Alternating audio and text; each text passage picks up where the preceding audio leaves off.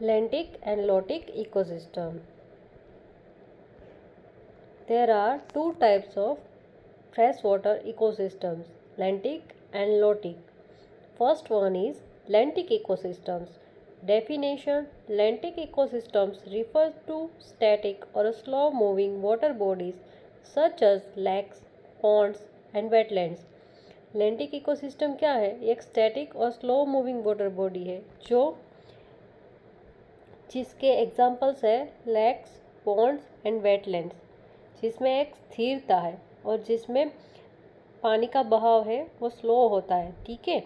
Characteristic: water flow minimal और no flow, water is typically still.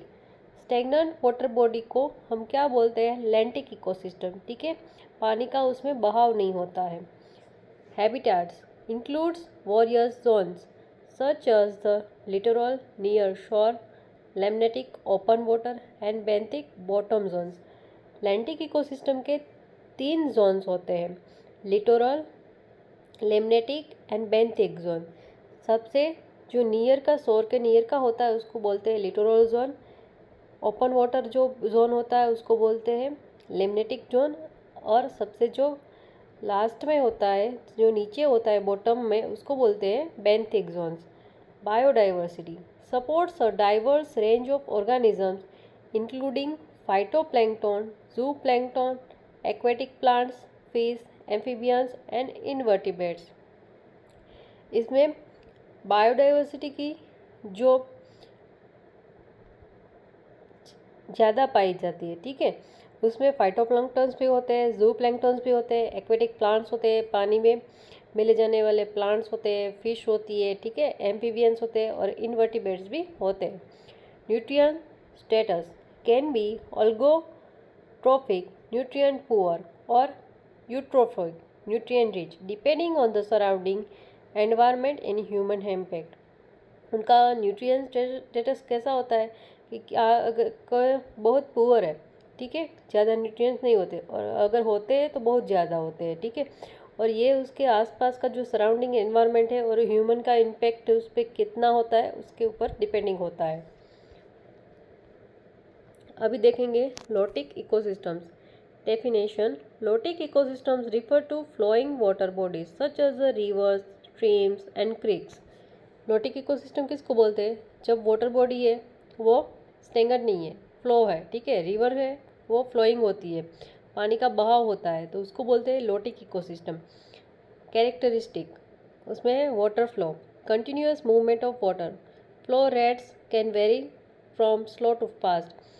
Water flow है वो बहुत ज़्यादा होता है या कम होता है, ठीक है, अगर बहुत ज़्यादा भी हो सकता है, स्लो मूविंग भी हो सकता है, पर उसका वाटर कंटिन्यूअस मूवमेंट उसमें होता रहता है। लेंटिक में क्या हुआ था कि उसमें स्टैग्नेंट वाटर है, वो स्थिर है, पानी का बहाव नहीं है। Habitats includes rifles, swallow, fast flowing areas, pools, deeper, slower areas and runs, smooth, fast flowing sections।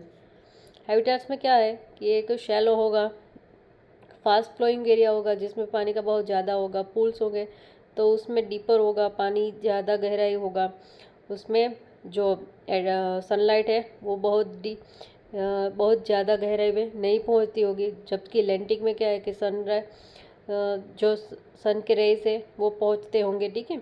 ये स्लोअर एरियाज है, रन्स है, स्मूथ है, फास्ट फ्लोइंग सेक्शंस होते हैं। बायोडाइवर्सिटी उसकी जैव विविधता कैसी होती है? Home to organisms adapted to flow including various fish species, aquatic insects, amphibians and algae।